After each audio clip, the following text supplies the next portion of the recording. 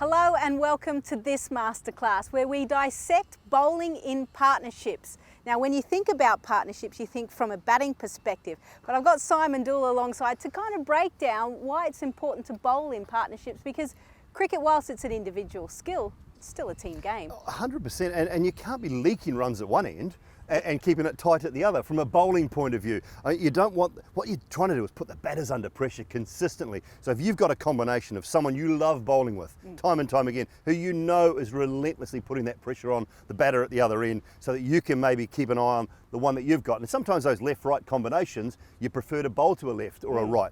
And speaking of left-right combinations, I mean, when you're talking about bowling in partnerships, we're in New Zealand. Why not talk about New Zealand's key men, Tim Southee, Trent Boult. Just take a look at what these two guys do and the variations that they've got. Tim Southee predominantly likes to go away from the right-handers with that swing. He has the ability to bring one back in. Trent Boult can go across the right-handers, but just wait. Every now and then brings those ones back in as well. Troubles the batters time and time again, bringing LBWs into play, bringing the slips and the keeper into play as well. Southee and Boult combination is just absolutely brilliant. Love watching them. They're not the only ones. There's been plenty of them around the world, but they are so good to watch. And they know each other's game so well. And I think that's the big key when it comes to those combinations and bowling in partnerships. So you've gone for a right and a left-hander, but there can be bowlers that are very similar. Or give us an example of two guys that can do that and put some pressure on and bowl in partnership. Well, when I think bowling partnerships, I mean, you go back to the great days. There was four in the West Indies. When you look at Holding and Garner, Ambrose, Walsh, they were two key ones. Wakar and Wazim. Look at the England women's game with Anya Shrubsole. Catherine Brunt. You know, there's so much around that the combinations. When you know the person at the other end, the guy or the girl, their game so well, you know what they're trying to do. You know how they're trying to set the batter up at the other end. So you're trying to do the same thing by helping them out. And you know, some days you might not be getting wickets. The person at the other end might be getting wickets, but you're actually, you know, although they don't go down in your column, a little bit dark on that, but you know, they don't go down in your column, you are actually helping them get wickets. Is those conversations happening where you go, I prefer to actually bowl to this batter, I need you to leak a single for me, or is that conversation happening with the captain? Oh, I think that's more around the captaincy side of things, and you know, you're not really looking to give someone a single just so that, you know, just so you can bowl at the other person. Sometimes you might prefer to bowl at the other person, but you're not really looking to give someone a single. And then you turn to spin as well. You bowled a lot of spin. So is anyone that you'd like to have bowled with, or was anyone that you enjoyed bowling with at the other end? Well, I certainly, for me, it was the little medium paces, because what I loved, I was an attacking off-spin bowler, so I needed someone to be miserly up the other end so that they go, hang on, here's a chance to score runs, and I'd hopefully pick up some chances. One person I would have loved to have bowled with, albeit he's a little bit younger, Mitchell Starc. Like, you need a big humpty left footer just create rough for you. That's the problem. Females, we don't actually create much rough, but that's what I. What about you? Sorry, Mitch, I didn't mean to call you big and humpty. You're very sweet. You're not at all, but you just got, you know, big feet, all that sort of stuff. Was there someone that you preferred to bowl with? Oh, I loved bowling with Dion Nash.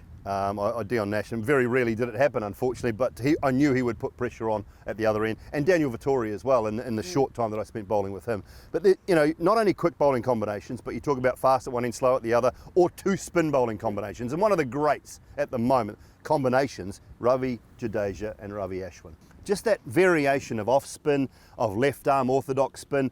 Both have the ability to skid the ball onto the batter as well. They both take the ball away from either batter. Ashwin's got his doosra, his carom ball, call it what you like, the one that goes the other way. Jadeja slides onto the bat, and you look at their numbers, their combination is just phenomenal. We stick with India. I want to show you a little bit of Mohammad Shami and Jasprit Bumrah. And this is very, very subtle as well, but the height of Bumrah, left of screen, and then Shami, a little bit skiddier, a little bit closer to the stumps. And what we do here, when we look at both these guys, almost in sync, and I think that's the key, just have a look at the subtle variations of where they let the ball go. Shami over top of Bumrah, and look how close Mohammad Shami is into the umpire, getting that ball to just come through to the right-handers, maybe nip away, maybe nip back in. And Jasprit Bumrah, the one thing I love about him is he uses every bit of his height, and that's the key for me. So Bumrah's sort of here, very stiff, very rigid, and wide out here, and Shami's nice and tight in here. Vastly different, but it's a great combination, great partnership. When I think about bowling in partnerships, and maybe my bias being an Australian as well, and you look at some of the greats, Glenn McGrath, Shane Warne, I mean, two guys that went about it completely differently. What's your take on their bowling partnership? Well, that was just relentless. I played against those guys and it was just relentless from either end, and that's the key. If it's not both quick, if it's not both spin, it needs to be relentless. McGrath just gave you nothing, not at all, and Warney would just turn one miles out of the rough or skid the flipper onto you. So they don't have to be two fast bowlers, don't have to be two spinners. I think that's the greatest combination of fast and slow at either end in my time. So basically, just to finish off, it's about being relentless from both ends, not giving an inch, not giving anything away, putting the batters under pressure, this end, that end, bowling in combinations and taking wickets.